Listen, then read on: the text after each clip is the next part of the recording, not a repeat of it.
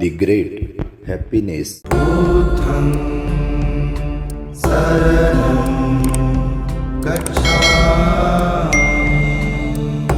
ये च बुद्धातीता च ये च बुद्धानागता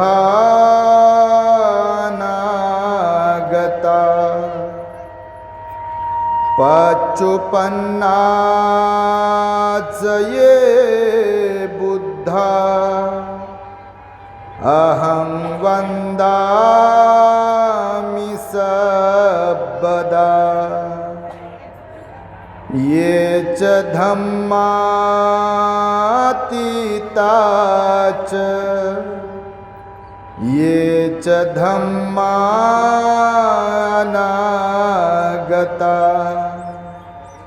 पच्चुपन्नाच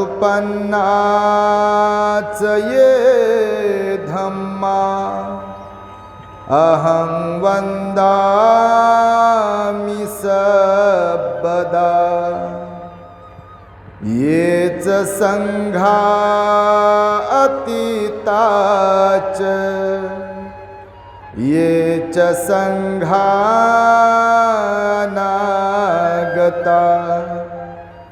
पच्चुपन्नाच ये संघा अहं वन्दामि सर्वदा।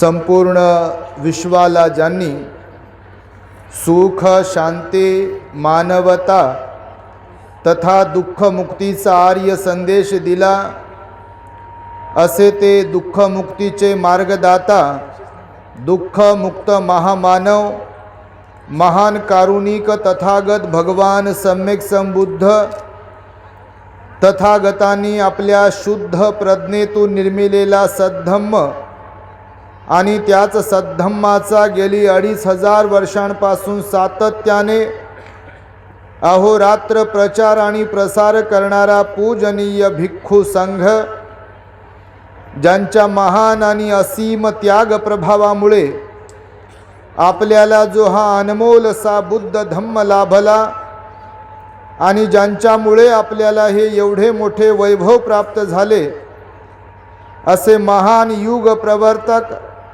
भारतीय राज्यघटनेचे शिल्पकार परमपूज्य बोधिसत्व डॉक्टर बाबासाहेब आंबेडकर या महान अशा रत्नांना प्रथमतः त्रिवार अभिवादन करून आज या सायंकाळच्या मंगलमय प्रहरी जेतवन गंधकुटी श्रावस्ती भरतपूर जिल्हा अकोला येथे तथागत सद्धम्म बहुउद्देशीय प्रशिक्षण मंडळ भरतपूर जिल्हा अकोला यांच्या विद्यमाने 20वी अखिल भारतीय बौद्ध धम्म परिषद आज शनिवार व उद्या रविवार दिनांक 25 आणि 26 फेब्रुवारी 2023 रोजी संपन्न होत आहे। अनेक ठिकाणावरून या धम्म परिषदेला संबोधित करण्यासाठी आपणास धम्मदेशना देऊन उपकृत करण्यासाठी उपस्थित असणारे सर्वच पूजनीय भिक्षू संघाला मी वंदन करतो। आजच्या या धम्म मंचावरती विराजमान असलेले आमचे धम्मबंधू ज्ञान सत्यशोधक या यूट्यूब चॅनलचे संचालक भिक्खू ज्ञान रक्षितजी थेरो, प्युरिटी ऑफ माइंड या यूट्यूब चॅनलचे संचालक भिक्खू धम्मबोधीजी थेरो, सर्च रिसर्च या यूट्यूब चॅनलचे संचालक भिक्खू यन धम्मानंदजी थेरो, आमचे धम्मबंधू या भरतपूर गावामध्ये आणि अकोला परिसरामध्ये गेल्या अनेक वर्षांपासून विनयाने राहून बुद्ध धम्माचा प्रचार आणि प्रसार करणारे पूजनीय भिक्खू श्रद्धानंदजी थेरो, त्याचबरोबर संपूर्ण पूजनीय भिक्खू संघ या धम्म परिषदेला श्रवण करण्यासाठी ऐकण्यासाठी भरतपूर आणि भरतपूरच्या आसपासच्या गावांमधून उपस्थित असणारे आपण सर्व श्रद्धावान धम्म उपासक उपासिका, तद्वतच दी ग्रेट हॅपीनेस या यूट्यूब चॅनलचे सर्वच दर्शक, तुम्हा सर्वांच्या प्रती सद्भावना मंगल मैत्री व्यक्त करून तथागत भगवान बुद्धांनी आपणा सर्वांच्या दुःखमुक्तीकरिता सांगितलेल्या सद्धम्मास प्रारंभ करतो। आपण सर्वांनी शांत, एकाग्र आणि श्रद्धायुक्त चित्ताद्वारे या अनमोल बुद्धवाणीला आपल्या हित सुखाकरिता श्रवण करावे, ग्रहण करावे।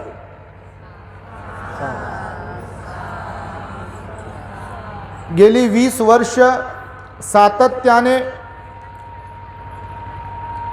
या आपल्या भरतपूरमध्ये ही धम्म परिषद आयोजित केल्या जात आहे। संयोजन समिती यांच्या वतीने मला आठवत आहे, मला वाटतं 2004ची काय 5ची गोष्ट असेल, तेव्हा आम्ही आलो होतो। म्हणजे 2004ला आणि मुंबईवरून आलो होतो आम्ही, तेव्हा राहायला मुंबईला होतो आणि त्यानंतर मात्र धम्म परिषदेसाठी आज आलो। मधल्या काळामध्ये आमच्या ताईने आम्हाला बोलवलं होतं, वानखडे ताईने, आणि त्याही अगोदर या भरतपूरमध्ये आम्ही आलेलो होतो। भरतपूर गाव जरी लहान असले तरी तुम्ही खरोखरच श्रद्धावान आहात, धार्मिक आहात, पुण्यवान आहात, हे आम्ही शाळेत असतानाच आम्हाला समजलं होतं। कारण ज्यांचं मार्गदर्शन तुम्हाला गेल्या अनेक वर्षांपासून लाभते, या परिसरात अकोला जिल्ह्यावर ज्यांचं खऱ्या अर्थाने विशेष प्रेम आहे आणि ज्यांना तुम्ही भगवान बुद्धा समान मानता, पूजता, ज्यांच्या धम्मदेशना श्रवण तर करताच, पण बाबासाहेबांच्या धम्मदीक्षेच्या काळामध्ये बैलगाडीमधून ज्यांना अकोला जिल्ह्यातल्या गावागावामध्ये तुम्ही घेऊन गेलात आणि बुद्ध धम्माचा प्रचार आणि प्रसार करण्यासाठी निमित्त ठरलात आणि त्या माध्यमातून तुम्ही जे पुण्य संपादन केलं आहे, असे आमचे गुरुजी ज्यांच्या सहवासात राहिल्या कारणाने आम्हाला हे अनमोल असं भिक्खू जीवन जगता आले, असे पूजनीय धम्मसेवक भंतेजी यांच्या तालमीमध्ये तुम्ही शिकलात आणि म्हणून तुम्ही पुण्यवान आहात, श्रद्धावान आहात, धार्मिक आहात। त्यामुळे पूज्य भंतेजीसाठी, धम्मसेवक भंतेजीसाठी आपण साधुकार द्यावा।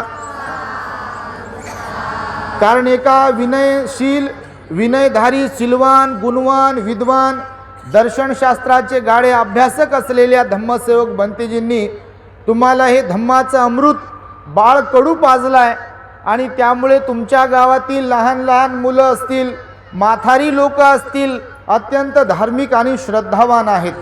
त्यामध्ये विशेष बाब म्हणजे आम्ही आता बऱ्याच ठिकाणी फिरतो गेल्या अनेक वर्षांपासून, तर भगवान बुद्धांनी सांगितलं की काही लोक चांगले, काही लोक असेच असतात, सगळेच लोक काय धार्मिक नसतात, सगळेच लोक काय श्रद्धावान नसतात, सगळेच लोक काय सुज्ञ नसतात, सगळेच लोक काय समजदार नसतात। परंतु तुमचं एक गाव आणि तुमच्या गावाची एक खासियत आहे, विशेषता आहे की ज्याचा आम्हाला शाळेत असताना अभिमान वाटत होता। कारण मोठ्या भंतेजींकडून आम्ही वारंवार भरतपूरचं नाव ऐकत होतो मुळावला असताना, आणि आत्ता पण आम्ही जेव्हा जेव्हा भरतपूरचं नाव उल्लेख करतो किंवा श्रवण करतो, ऐकतो, तेव्हा तेव्हा आम्हाला आठवते की हे भरतपूर गाव असं आहे की ज्या गावाने बाबासाहेबांच्या चळवळीमध्ये योगदान देण्यासाठी 4-5 भंतेजी दिलेले आहेत। म्हणून तुम्हा सर्वांचं मी अभिनंदन आणि कौतुक करतो। काही काही जिल्हे असे आहेत, काही काही भाग असे आहेत, म्हणजे महाराष्ट्रापुरता जरी विचार केला तर तिथे बियाण्याला भंतेजी नाहीत, म्हणजे एक भंतेजी नाहीत। काही काही ठिकाणी आम्ही जातो, भिक्षूच नाहीत तिकडचे। आणि हा अकोला, अमरावती, यवतमाळ, औरंगाबाद, नागपूर परिसर असा आहे की या भागात मात्र जसे काही भागात गहूच येते, काही भागात ऊसच येते, काही काही भागात कापूसच येते आणि काही काही भागात कडुलिंबाचे झाडच, काही काही भागामध्ये बाभळीचेच झाड. आणि त्या कोकणात जातो आम्ही गेल्या अनेक वर्षांपासून, तर हापूस आंब्याचे झाड, काजूचे झाड. तर तसे या परिसरामध्ये भिक्षू आहेत बघा, असंख्य प्रमाणात. आणि या भरतपुरामध्ये आमचे पूज्य श्रद्धानंद भंतेजी असतील, काल कथित झालेले आमचे धम्ममित्र भंतेजी असतील. आम्ही तेव्हा शाळेत होतो, भंतेजी मुळावला होते, तर तेव्हा भंतेजी होते, धम्ममित्र भंतेजी आपले. त्यानंतर मला वाटतं अजून कोण कोण, रठ्ठपाल भंतेजी आहे, श्रद्धानंद भंतेजी, धम्मसागर भंतेजी, रठ्ठपाल भंतेजी, असे 4-5 भंतेजी, धम्ममेघा आर्याजी. तर त्यामुळे भरतपूर हे गाव जे आहे हे फार सुप्रसिद्ध आहे. या अकोल्यामध्ये बऱ्याचदा आमचं येणं होत आहे. आणि आम्ही जेव्हा इकडे तिकडे जातो, कधी मुंबईला, कधी म्हणजे या भागामध्ये पुण्याला गेलो तर आमच्या उपरवट आई आहेत तिकडे, अहमदनगरला गेलो आमच्या बोधडे आई आहेत तिकडे, बऱ्याच ठिकाणी आमचे पाटील साहेब आहेत आपल्या सिद्धार्थ बुद्ध विहारामधले, पुण्यातून निगडीमध्ये राहतात. म्हणजे पुण्याला गेल्यावर अकोल्याचे उपासक भेटतात, मुंबईत गेल्यावर अकोल्याचे उपासक भेटतात, नवी मुंबईत गेल्यावर अकोल्याचे उपासक भेटतात. बऱ्याच ठिकाणी जातो तर बापा अकोल्याचे लोक कुठून आले म्हणते भंतेजी तुम्ही. बापा भाषा तर लयच भारी आपली. सकाळी ते आपल्या अकोल्यात त्या अबगड परिवाराच्या घरी होतो आम्ही, तर तिथे ते भाऊ म्हणे आम्ही मुंबईला होतो म्हणे भंतेजी, आणि आम्ही विचार केला म्हणे जरा प्युअर भाषा बोलू, मुंबईसारखी मराठी शुद्ध बोलायचं शिकू. आणि आम्ही शिकलो म्हणे थोडंफार, पण फोनवर जेव्हा कधी एखाद्या व्यक्तीसोबत बोलत होतो तर काही काही लोक लगेच ओळखायचे म्हणे तुम्ही अकोल्याचे आहे का. तर ही भाषा इकडची आपली फार एकदम सुप्रसिद्ध, आणि लगेच समजते की बापा ह्या साईडचे आहे. नागपूरचे लोक लगेच ओळखायला येतात, असे वेगवेगळ्या प्रांतातले लोक आहेत, त्यांची भाषा लगेच सहज समजते. म्हणून मी तुमचं कौतुक करतो की तुम्ही चांगले आहात, सुज्ञ आहात. परिषदेचा टायमिंग जरी 6 पर्यंत होता तरी तुम्ही एवढ्या मोठ्या संख्येने इथे आहात. ॲक्च्युली आम्ही धम्मप्रचारार्थ रोज इकडे तिकडे फिरतो आहे, म्हणून आम्हाला इथपर्यंत पोहोचण्यासाठी थोडासा वेळ लागला. भंत्यांना मी म्हणालो की कोणीतरी एक जण आपण बोलू चौघांपैकी आणि परिषद संपवू, कारण आपल्यामुळे लोकांना उशीर होत असेल आणि माता भगिनी लांबून लांबून आले असतील तर त्यांच्यावर अन्याय करणं बरं नाही. म्हणून आमच्या भंतेजींना म्हटलं लोकांना एकदा विचारा की बा तुम्हाला ऐकायचं आहे की घरी जाऊन झोपायचं आहे. तर झोपा तर बापा रोजच्याच चालल्या झोपा. आपला मालक कोण आहे, कोण उठवते आपल्याला, आपला मालक कोणीच नाही. घर आहे आपलं, पलंग आहे आपला, मोबाईल आपला, TV आपली, व्हॉट्सअप आपलं, फेसबुक आपलं, सगळं आपलंच आहे ना. आपला मालक कोण आहे, नाही का. म्हणून मी म्हटलं बा जरा विचारून तर पहा, थांबतात की जातात. तर भंतेजींनी विचारल्यावर मी पाहिलं तुमच्याकडे, तर तुम्ही उत्साही आहात, श्रद्धावान आहात, धार्मिक आहात, म्हणून तुम्ही इथे बसलात. तर भगवंताच्या काळामध्ये अनेक असे लोक होते जे अत्यंत श्रद्धावान होते. भगवंताकडून उपदेश ऐकल्यानंतर कधी कधी तर भगवंताची वाणी दुरूनच ऐकून कोणी कोणी भिक्खू बनत होते, कुणी कुणी उपासक बनत होते, कुणी प्रत्यक्ष भेटल्यानंतर बदलत होते, तर कुणी न भेटता फक्त ऐकूनच बदलत होते. एवढी श्रद्धा लोकांची होती त्या काळामध्ये सुद्धा. आताही आपण पाहतो, आता प्रत्यक्ष भगवंताला आपण पाहतोय का, सशरीर तर भगवंताला पाहत नाही, पण भगवंताची वाणी 2600 वर्षांपूर्वी सांगितल्या गेली आहे, बाबासाहेबांच्या माध्यमातून ती आपल्याला प्राप्त झाली आहे. आणि म्हणून एखाद्या कोण्या भिक्षूकडून ग्रंथामधून किंवा धम्मपरिषदांच्या माध्यमातून जेव्हा जेव्हा कधी धम्मश्रवण करायला भेटते तेव्हा आपल्याला वाटते बापा हे धम्माचं आचरण आपण केलं पाहिजे, या मार्गाने आपण चाललो पाहिजे, अशा प्रकारचं आपण वर्तन ठेवलं पाहिजे, आपण वाणीवर संयम ठेवला पाहिजे, आपण मनावर संयम ठेवला पाहिजे, आपण पण आम्रपालीसारखी श्रद्धा बाळगली पाहिजे, आपण पण विशाखासारखी श्रद्धा बाळगली पाहिजे, आपण पण राजा प्रसेनजितासारखी, अजातशत्रूसारखी, बिंबिसारासारखी श्रद्धा बाळगली पाहिजे, आपण पण अनाथपिंडकासारखं दान दिलं पाहिजे, आपण पण विशाखासारखं दान दिलं पाहिजे. हे आजही 2600 वर्षानंतर देखील लोकांना बुद्धाचा विचार प्रेरित करतो. आणि म्हणून आज जगतामध्ये लाखो करोडो लोक आहेत की जे भगवान बुद्धांनी सांगितलेल्या मार्गावर चालण्याचा कसोशीने प्रयत्न करतात. तर भगवंताच्या काळात काय परिस्थिती असेल आपण कल्पना करू शकतो. भगवान सायंकाळी उपदेश करायचे, सकाळी उपदेश करायचे, दुपारी उपदेश करायचे, लोकांकडे जेव्हा निमंत्रित केल्या जात होतं तेव्हा उपदेश करायचे आणि अतिशय सुमधुर आवाजामध्ये भगवंताचा उपदेश असायचा. भगवंताची वाणी ही अतिशय एकदम कर्णप्रिय होती. भगवंताचा आवाज हा अतिशय कर्णप्रिय होता, सुमधुर आवाज होता भगवंताचा. बाबासाहेब बुद्धांनी त्यांचा धम्मग्रंथामध्ये लिहितात, शरीर यष्टी सुद्धा आकर्षक होती. शब्द फेक किंवा शब्दाचा उच्चार म्हणा किंवा त्यांच्या आवाजातले माधुर्य हे आकर्षित करणारं होतं. म्हणून जेव्हा कधी भगवान रस्त्याने चालायचे तेव्हा बसलेले लोक तटकन उठायचे आणि असे हात जोडायचे ऑटोमॅटिकली. बाबासाहेबांनी लिहिलं बघा बुद्धांनी त्यांच्या धम्मग्रंथामध्ये, कोणी बाता करत असतील, भांडण करत असतील तर लगेच शांत बसायचे आणि सगळ्यांना सांगायचे अहो सम्यक संबुद्ध आले बघा, आणि लगेच लोकांचे हात जोडायचे. लोक विनम्र बनायचे. भगवंताचं नाव ऐकल्याबरोबर लोक विनम्र बनायचे. अंगुलीमालाकडे जेव्हा भगवान गेले बघा तेव्हा भगवंताकडे ना शस्त्र होतं, ना काठी होती, ना लाठी होती, ना तोंडामध्ये काही आग होती. भगवान एकदम शांत चित्ताने त्याच्याकडे गेले.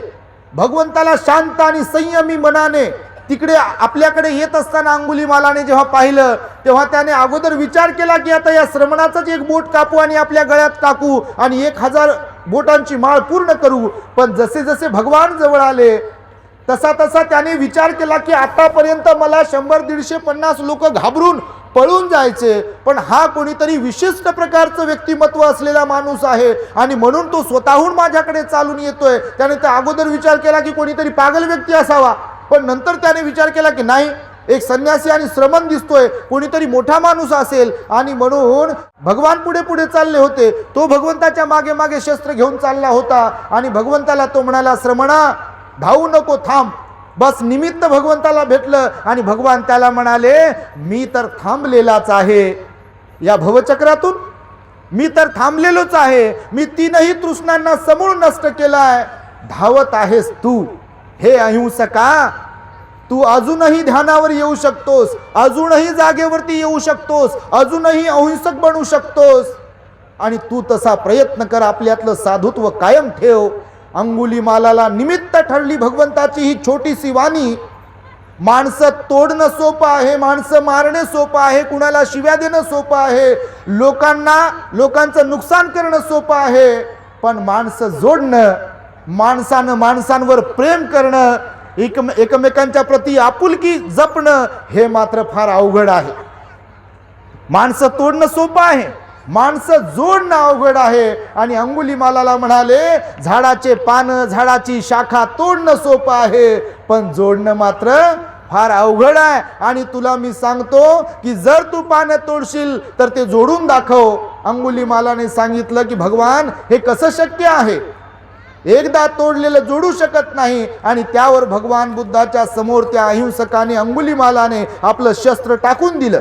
एक डाकू असलेला, चोर असलेला व्यक्ती भगवंताला शरण आला आणि तो भिक्खू बनला. आणि भिक्खू बनल्यानंतर तो मैत्रीत आग्रह झाला. हे विशेष तुम्ही बौद्ध साहित्य वाचा. अंगुलीमालाची विशेषता आहे की ज्याने 999 खून केले, अनेक लोकांचे खून केले, त्यांच्या बोटाची माळ आपल्या गळ्यामध्ये घातली, ज्याला लोक घाबरत होते, तो जेव्हा भगवंताला शरण येतो तेव्हा शरण आल्यानंतर भिक्खू बनतो. आणि भिक्खू बनल्यानंतर सुद्धा भिक्षाटनाला गेल्यानंतर गावात लोक त्याला मारतात, परंतु तो प्रतिक्रिया देत नाही, तो कुणाला शिव्या देत नाही, तो तोंड उघडत नाही, संयमाने राहतो, संयमाने शिलाने वागतो. आणि एक दिवस नंतर तो मृत्यूला कारणीभूत ठरतो, परंतु तो अर्हत बनतो.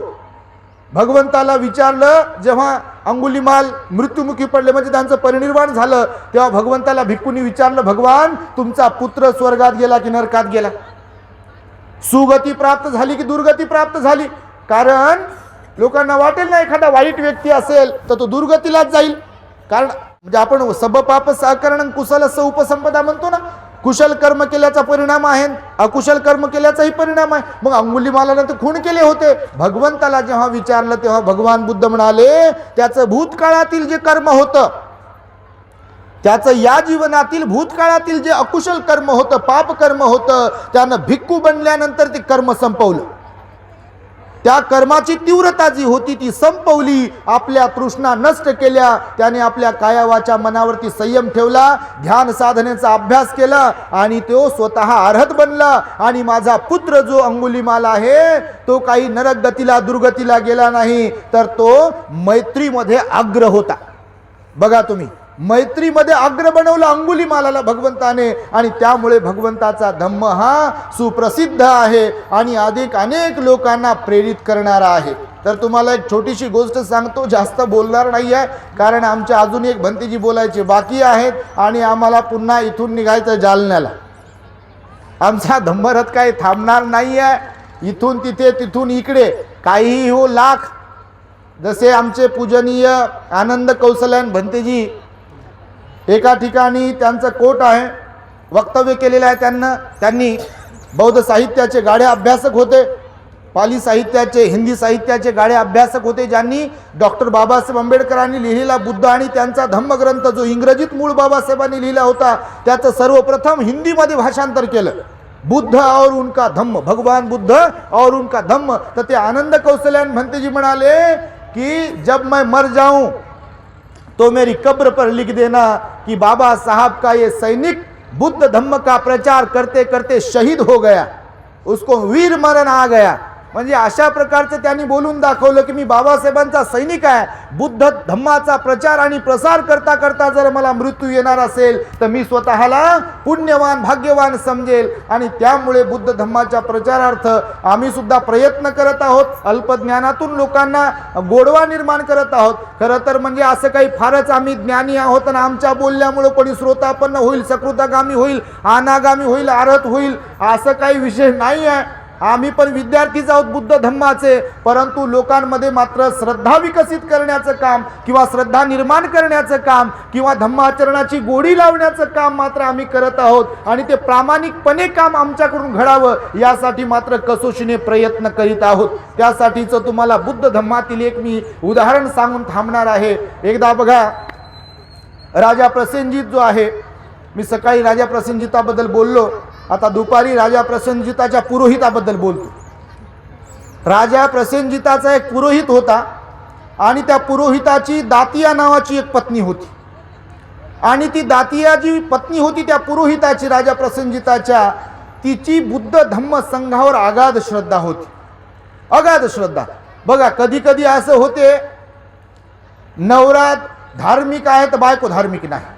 काही ठिकाणी बापा तुम्ही तर सगळे परिवार धार्मिक असाल तर काही विषयच नाही, पण काही लोक, कोणी माणूस धार्मिक आहे तर बाई ध्यानावर नाही. काही ठिकाणी बाई धार्मिक आहे म्हणजे स्त्री धार्मिक आहे तर माणूस ध्यानावर नाही. दारू पिते, तंबाखू खाते, बिड्या फुकते, कुठं पडते, नालीत पडते, गटारात पडते, ध्यानावर नसते. याला शिव्या दे, त्याला शिव्या दे, याला टाकून बोल, त्याला टाकून बोल, याला अपमानित कर, त्याला अपमानित कर, याच्या चुगल्या कर, त्याच्या चुगल्या कर. विचारूच नका बापा कोण कसं वागेल, कोण कसं वर्तन ठेवेल. कारण धार्मिक क्षेत्रात मार्गात नसल्या कारणाने लोक भरकटलेले आहेत.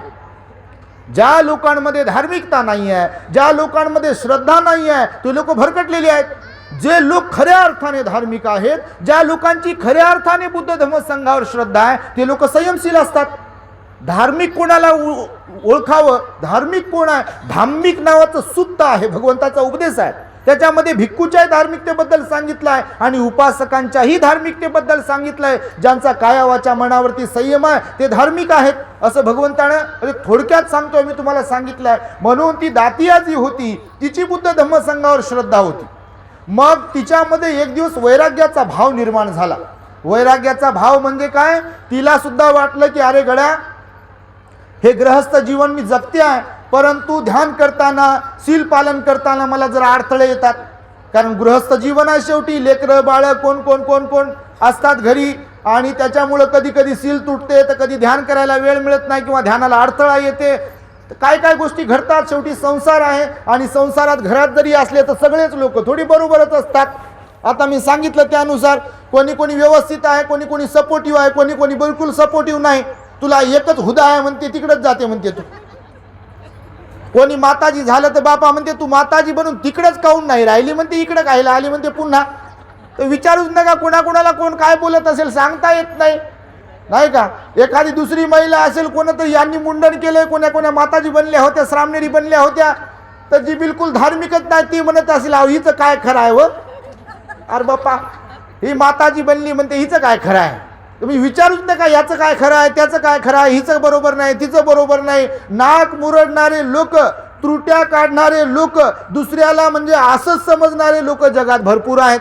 आणि त्यामुळे त्या दातियाच्या मनामध्ये जेव्हा वैराग्य उत्पन्न झालं तेव्हा तिने विचार केला की गड्या आता घरी थांबण्यात काही सारथ्य नाही आहे आणि त्यामुळे आपण गृहत्याग केला पाहिजे, घरदार सोडलं पाहिजे, भगवंताच्या सानिध्यात जाऊ, महाप्रजापती गौतमीच्या सानिध्यात जाऊ, माता यशोधरेच्या सानिध्यात जाऊ. कारण त्या भिक्खुनी बनल्या होत्या ना, त्या कपिल वस्तून 5 स्त्रिया आल्या होत्या अनवाणी पायानं, राजघराण्यातल्या वैशालीला जाऊन भिक्खुनी बनल्या होत्या आणि त्या सुद्धा आपल्या श्रावस्तीच्या विहारात राहत होत्या.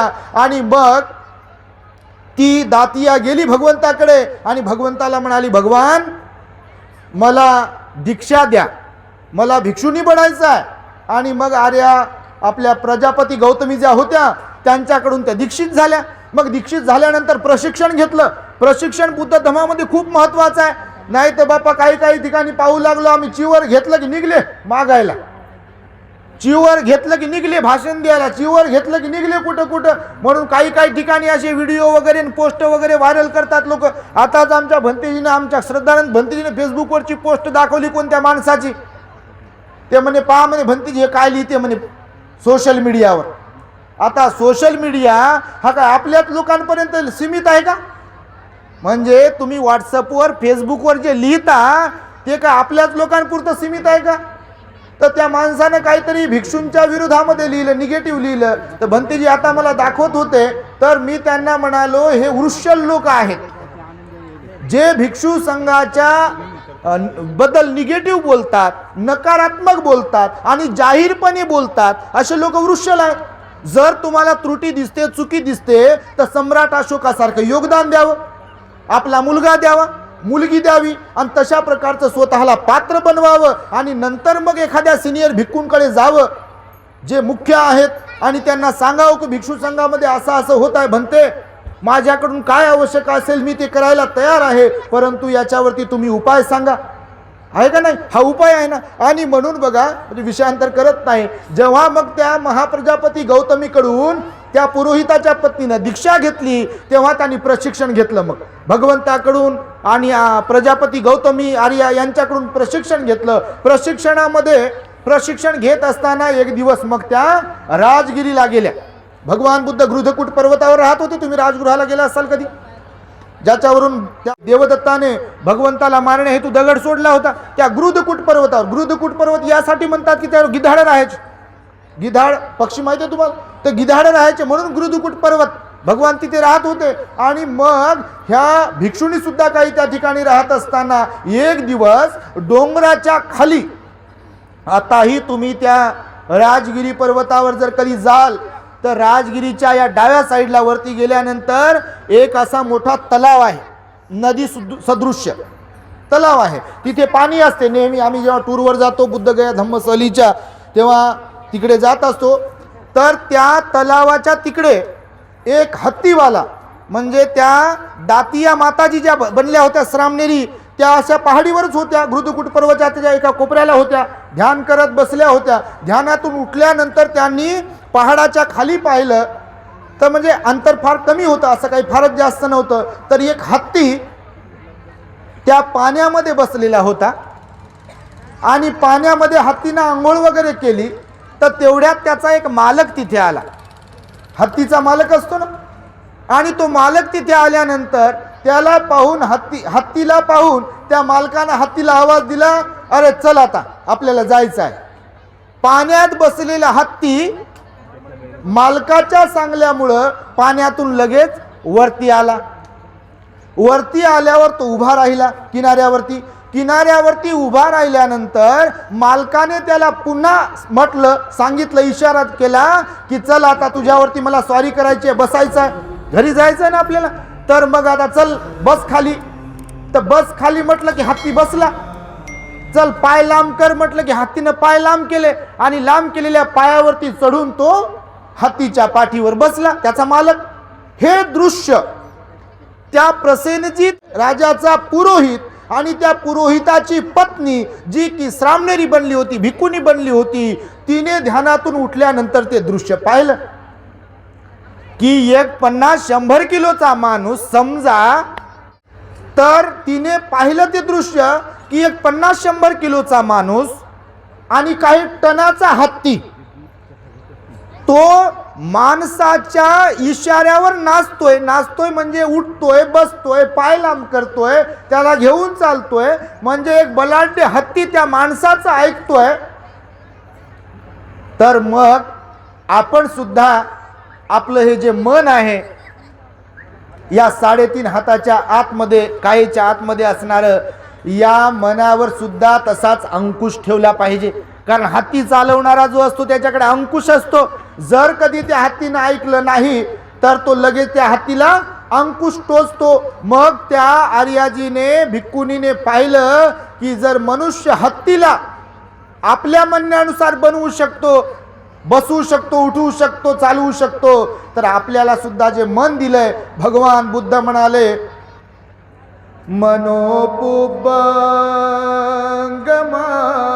धम्मा मनोसेठा मनोमया मनसाचे पदुठेन भासती वा करोति वा ततो नंग दुःख मनवेति चक्कं वहतो पदम.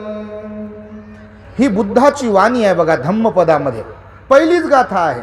भगवान बुद्ध म्हणाले, उपदेश करताना जेवढे काही भगवंताने उपदेश केले त्या सगळ्या उपदेशांचा सार भगवान बुद्ध म्हणाले, मानवी जीवन जगत असताना आपल्याला जे सुख किंवा दुःख भोगावं लागते, भेटते, त्याचं सर्वस्वी श्रेय आपल्या मनाच्या स्वभावाला जाते. मन हे मुख्य आहे, ते मनोमय आहे. जेव्हा एखादी व्यक्ती मळलेल्या मनाने बोलते अथवा मळलेल्या मनाने कर्म करते तेव्हा दुःख त्या व्यक्तीच्या पायांचा पाठलाग तसेच करते जसे बैलगाडी ओढणाऱ्या बैलांच्या पायाचा पाठलाग त्या गाडीची चाके करतात. आणि याच्या उलट पुन्हा भगवान बुद्धाने दुसऱ्या गाथेमध्ये काय अर्थ सांगितला की मन हे मुख्य आहे, ते मनोमय आहे.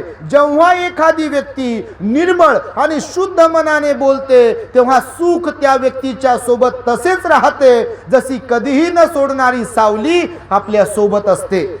आणि म्हणून मग मन जर मुख्य आहे तर भगवान बुद्ध म्हणाले, श्रोतापन्न होण्यासाठी, सकृतागामी होण्यासाठी, अनागामी होण्यासाठी, अर्हत होण्यासाठी जर कारणीभूत काय असेल तर ते आपलं मन आहे. आणि म्हणून या मनावर अंकुश ठेवणं, या मनावर संयम ठेवणं हेच अत्यंत महत्त्वाचं आहे. ज्याला आपल्या मनावर संयम ठेवता येईल तो व्यक्ती दुःखमुक्त बनू शकतो. सर्वोत्तम प्रकारचं, सर्वश्रेष्ठ प्रकारचं ज्याला म्हटलेलं आहे निब्बानं परमं सुखं वदंती बुद्धा, म्हणजे निर्वाण हे सर्वात मोठं सुख आहे, सर्वोत्तम सर्वश्रेष्ठ सुख आहे असं जे भगवंताने सांगितलं आहे त्याला व्यक्ती प्राप्त करू शकतो जर आपल्या मनावरती संयम ठेवू शकेल तर. आणि म्हणून त्या दातिया जी श्रामणेरी होती तिनं ते दृश्य पाहिल्यानंतर तिच्या मनात हा भाव व्यक्त झाला, तिच्या मनात हा भाव आला की गड्या आपण सुद्धा आपल्या मनावर आता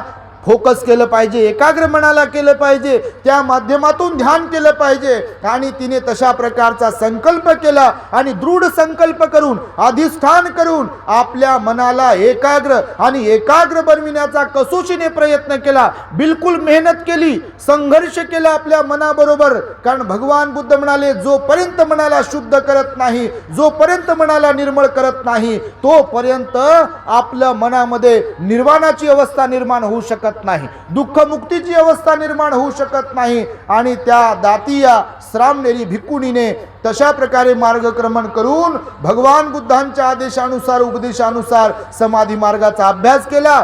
त्या हत्तीकडे पाहून आणि त्याच्या मालकाकडे पाहून एक प्रेरणा घेतली आणि दुःखातून मुक्त झाल्या. बघा, त्या पुरोहिताची पत्नी दुःखातून मुक्त झाली. आणि त्यामुळे आपण सुद्धा बघा आपल्या या मनावरती फोकस केलं पाहिजे, मनाला निर्मळ ठेवण्याचा कसोशीने प्रयत्न केला पाहिजे. कारण आपल्या मनामध्ये असलेल्या मनोप्रवृत्तीच्या नुसारच आपल्याला सुख दुःख भोगायला मिळते. जो कोणी व्यक्ती असेल, मग ते भिक्खू असतील किंवा ग्रहस्थ असतील, भगवान बुद्ध म्हणाले मन जबाबदार आहे सगळ्या गोष्टींसाठी. त्यामुळे मनावर संयम ठेवावा, या वाणीवर संयम ठेवावा, या शरीरावर संयम ठेवावा. संयमित जीवन जगावं. जे लोक संयमित जीवन जगू शकतात तेच खऱ्या अर्थाने यशाला प्राप्त करू शकतात जीवनातल्या. आणि त्यामुळे तुम्ही यशस्वी होण्यासाठी, सुखाला उपभोगण्यासाठी आणि जीवनामध्ये खऱ्या अर्थाने स्वतःचा सर्वांगीण विकास करून घेण्यासाठी भगवान बुद्धाच्या काळामध्ये घडलेल्या या घटनेपासून प्रेरणा घ्यावी आणि स्वतःचं जीवन शुद्ध बनवावं. अशा प्रकारची मंगल आणि उदात्त कामना वेळेच्या अभावी मी या ठिकाणी व्यक्त करून माझ्या शब्दांना इथे पूर्ण विराम देतो आहे. भवतो सब मंगलम रक्षन्तु सब देवता सब बुद्धानुभावेन सदा सोथी भवन्तु ते.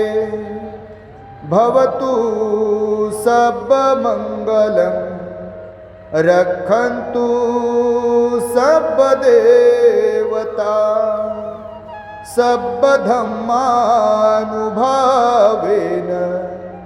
सदा सोथी भवन्तु ते. भवतु सब मंगलम रक्षन्तु सब देवता सब संघानुभावेन सदा सोथी भवन्तु ते. बुद्धं नमामि, धम्मं नमामि, संघं नमामि. साधु साधु साधु खूपच छान. The great happiness. बुद्धं शरणं गच्छामि.